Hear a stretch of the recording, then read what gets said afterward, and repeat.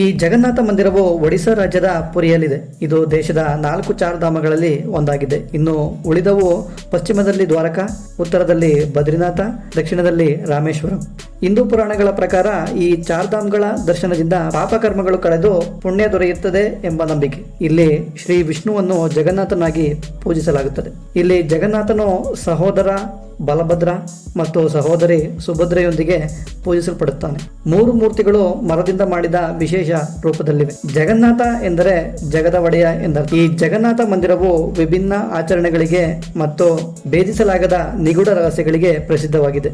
ಎಷ್ಟೋ ನಿಗೂಢ ರಹಸ್ಯಗಳಿಗೆ ವಿಜ್ಞಾನದಲ್ಲೂ ಉತ್ತರವಿಲ್ಲ. ಪುರಾಣಗಳ ಪ್ರಕಾರ ಶ್ರೀಕೃಷ್ಣನು ದ್ವಾಪರಾಯುಗದಲ್ಲಿ ತನ್ನ ಅವತಾರವನ್ನು ಮುಗಿಸಿ ಶರೀರ ತ್ಯಾಗ ಮಾಡಿದ ನಂತರ ಕೃಷ್ಣನ ಹೃದಯ ನಾಶವಾಗದೆ ಅದೇ ಹೃದಯ ಬ್ರಹ್ಮವಸ್ತು ಎಂದು ಕರೆಯಲ್ಪಟ್ಟು ಈಗಲೂ ಈ ಜಗನ್ನಾಥನ ವಿಗ್ರಹದಲ್ಲಿದೆ ಎಂಬ ನಂಬಿಕೆ.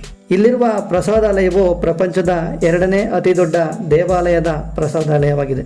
ಇನ್ನು ಕರ್ನಾಟಕದಿಂದ ಪುರಿ ಜಗನ್ನಾಥ ದರ್ಶನ ಪಡೆಯಲು ಹೋಗುವುದಾದರೆ, ರೈಲಿನ ಮೂಲಕ ಹೋಗುವುದಾದರೆ ಪ್ರತಿ ಶನಿವಾರ ಬೆಂಗಳೂರಿನಿಂದ ಪುರಿಗೆ ನೇರ ರೈಲು ವ್ಯವಸ್ಥೆ ಇದೆ. ಈ ರೈಲು ಯಲಹಂಕ ಇಂದುಪುರ ಮಾರ್ಗವಾಗಿ ಪುರಿ ತಲುಪುತ್ತದೆ. ನೇರ ರೈಲು ಸಿಗಲಿಲ್ಲವಾದರೆ ಪುರಿಯಿಂದ 35 ಕಿಲೋಮೀಟರ್ ದೂರದಲ್ಲಿರುವ ಕುರುಡಾ ರೋಡ್ ಜಂಕ್ಷನ್ಗೆ ಬೆಂಗಳೂರು ಮತ್ತು ಕರ್ನಾಟಕದ ಹಲವು ನಗರಗಳಿಂದ ನೇರ ರೈಲು ವ್ಯವಸ್ಥೆ ಇದೆ.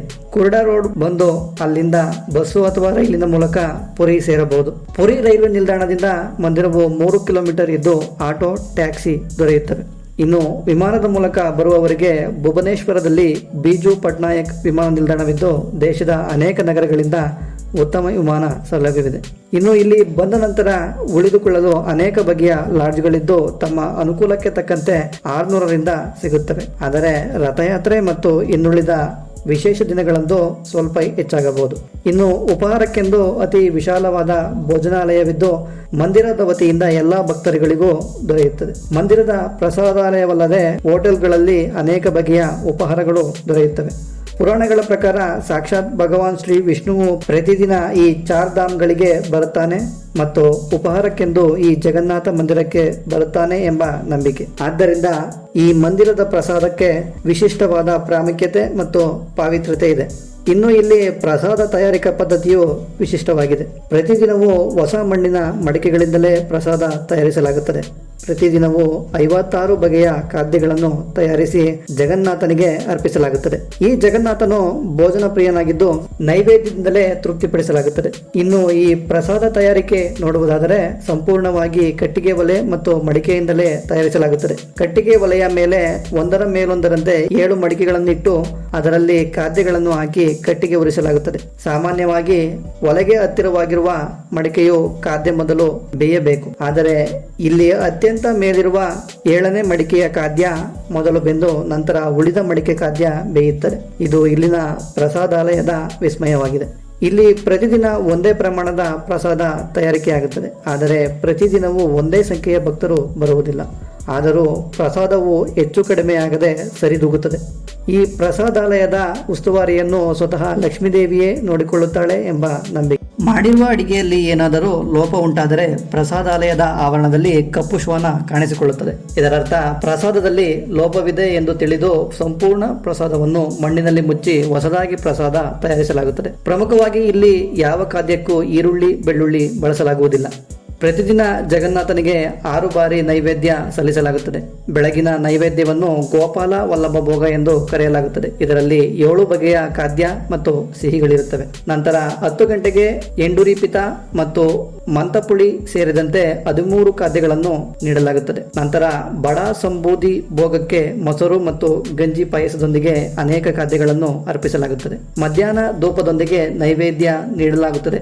ನಂತರ 8 ಗಂಟೆಗೆ ಸಂಧ್ಯಾ ಧೂಪದೊಂದಿಗೆ ನೈವೇದ್ಯವನ್ನು ನೀಡಲಾಗುತ್ತದೆ.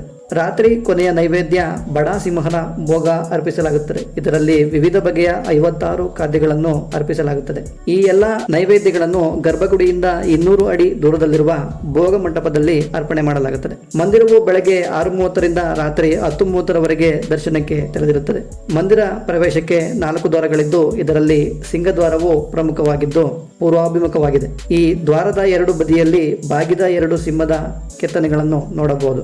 ದೇವಾಲಯವು 25 ಮೆಟ್ಟಿಲುಗಳನ್ನು ಹೊಂದಿದ್ದು, ಹಿಂದಿನ ಕಾಲದಲ್ಲಿ ದೇವಾಲಯಕ್ಕೆ ಅಸ್ಪೃಶ್ಯರಿಗೆ ಪ್ರವೇಶ ನೀಡದಾಗ ಇನ್ನೊಂದು ಪ್ರವೇಶ ದ್ವಾರದಲ್ಲಿರುವ ಪತಿತ ಪಾವನ ಎಂದು ಕರೆಯುವ ಜಗನ್ನಾಥನ ಮೂರ್ತಿಗೆ ಪೂಜೆ ಸಲ್ಲಿಸುತ್ತಿದ್ದರು. ಪತಿತ ಪಾವನ ಎಂದರೆ ದಮನಿತ ಮತ್ತು ಬಿದ್ದವರ ರಕ್ಷಕ ಎಂದರ್ಥ. ದ್ವಾರದ ಎರಡು ಬದಿಯಲ್ಲೂ ಜಯ, ವಿಜಯ ಎಂಬ ಎರಡು ದ್ವಾರಪಾಲಕರ ಕೆತ್ತನೆ ನೋಡಬಹುದು. ಈ ದ್ವಾರದ ಮೂಲಕವೇ ರಥಯಾತ್ರೆಗೆ ಜಗನ್ನಾಥ, ಬಲರಾಮ ಮತ್ತು ಸುಭದ್ರರ ಮೂರ್ತಿಗಳನ್ನು ಹೊರಕ್ಕೆ ತರಲಾಗುತ್ತದೆ. ಇಲ್ಲಿ ನಡೆಯುವ ಈ ರಥಯಾತ್ರೆಯು ದೇಶದಲ್ಲೇ ಪ್ರಸಿದ್ಧವಾಗಿದ್ದು, ದೊಡ್ಡದಾದ ರಥದಲ್ಲಿ ಈ 3 ಮೂರ್ತಿಗಳನ್ನು ಇಟ್ಟು ಮೆರವಣಿಗೆ ನಡೆಸಲಾಗುತ್ತದೆ.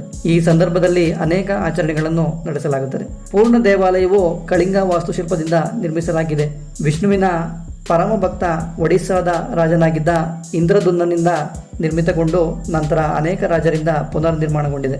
ಮಂದಿರದ ಪ್ರಮುಖ ಆಕರ್ಷಣೆ ಎಂದರೆ 214 ಅಡಿ ಎತ್ತರದ ಶಿಖರ ಮತ್ತು ಅದರ ಮೇಲಿರುವ ಅಷ್ಟಧಾತುಗಳಿಂದ ಮಾಡಿರುವ 11 ಅಡಿ ಎತ್ತರ 1 ಟನ್ ತೂಕದ ಸುದರ್ಶನ ಚಕ್ರ. ಈ ಸುದರ್ಶನ ಚಕ್ರವನ್ನು ನೀಲಚಕ್ರ ಎಂದು ಕರೆಯುತ್ತಾರೆ. ದೇವಾಲಯದ ಯಾವ ಬದಿಯಿಂದಲೂ ನೋಡಿದರೂ ಈ ನೀಲಚಕ್ರ ನಿಮ್ಮ ಕಡೆಗೆ ಮುಖ ಮಾಡಿರುವ ತರಹ ಗೋಚರಿಸುತ್ತದೆ ಮತ್ತು ಈ ಗೋಪುರದ ಮೇಲೆ ಧ್ವಜವನ್ನು ಹಾರಿಸಲಾಗುತ್ತದೆ. ಇದನ್ನು ಪ್ರತಿದಿನ ಸಂಜೆ ಬದಲಾಯಿಸಲಾಗುತ್ತದೆ. ಈ ಪ್ರಕ್ರಿಯೆ 1 ದಿನ ತಪ್ಪಿದರೂ ದೇವಾಲಯ 18 ವರ್ಷ ಮುಚ್ಚುತ್ತದೆ ಎಂಬ ನಂಬಿಕೆ. ಈ ಧ್ವಜವು ಗಾಳಿಯ ವಿರುದ್ಧವಾಗಿ ಹಾರುವುದು ಇಲ್ಲಿನ ಇನ್ನೊಂದು ಪವಾಡ ರಹಸ್ಯವಾಗಿದೆ. ಮಂದಿರವು ಸಮುದ್ರದ ಹತ್ತಿರವೇ ಇದ್ದರೂ ದೇವಾಲಯದ ಒಳಗಡೆ ಸಮುದ್ರದ ಅಲೆಗಳ ಸಫಲ ಕೇಳುವುದಿಲ್ಲ. ಜಗನ್ನಾಥ ಮಂದಿರದ ಇನ್ನಷ್ಟು ಸ್ವಾರಸ್ಯಕರ ಮಾಹಿತಿಗಳನ್ನು ಮುಂದಿನ ವಿಡಿಯೋಗಳಲ್ಲಿ ನೋಡೋಣ.